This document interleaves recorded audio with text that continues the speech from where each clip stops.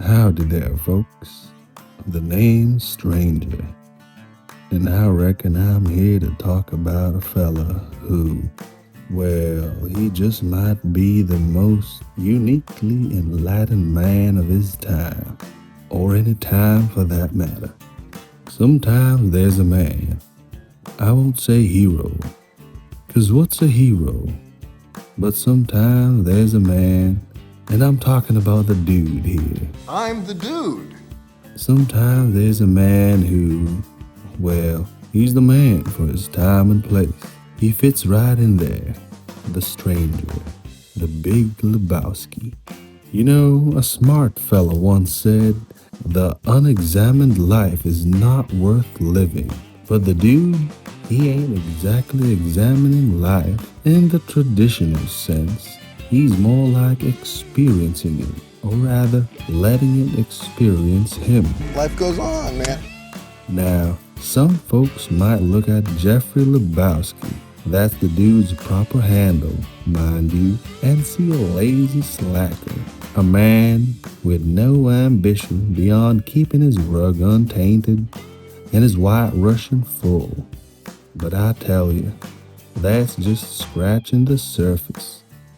Underneath that perpetually stained sweater, there's a philosophy, a way of being in the world that, well, it echoes some of the oldest wisdom known to man. You see, the dude, he ain't caught up in the rat race. He ain't chasing the dollar or the fancy title. His life's a series of unpredictable events, a chaotic dance of misunderstandings and mistaken identities. And through it all, his mantra as guiding light is simply this. Yeah, well, that's just like your opinion, man. Now ain't that just a perfect summation of stoicism? The acceptance of what you can't control. The understanding that other folks' perceptions, their judgments, they ain't your problem.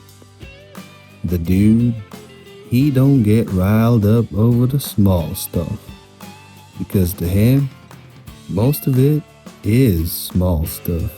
Even when his rug gets defiled or when he's getting his head dunked in the toilet, he just rolls with it, like a tumbleweed in a gentle breeze. And then there's his generosity, his almost saint-like willingness to just be. He don't ask for much, but he's there for his buddies, even if it means getting mixed up with a nihilist. He's a man of peace, generally speaking. Even when violence erupts around him, he just wants to bowl, man. Think about it. He's got a certain detachment, an equanimity in the face of chaos, much like old Siddhartha Gautama sitting under the Bodhi tree. The dude ain't seeking enlightenment.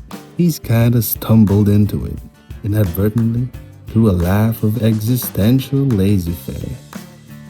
He's like a modern-day Diogenes, but instead of a barrel, he's got a stained bathrobe and a fondness for white Russians.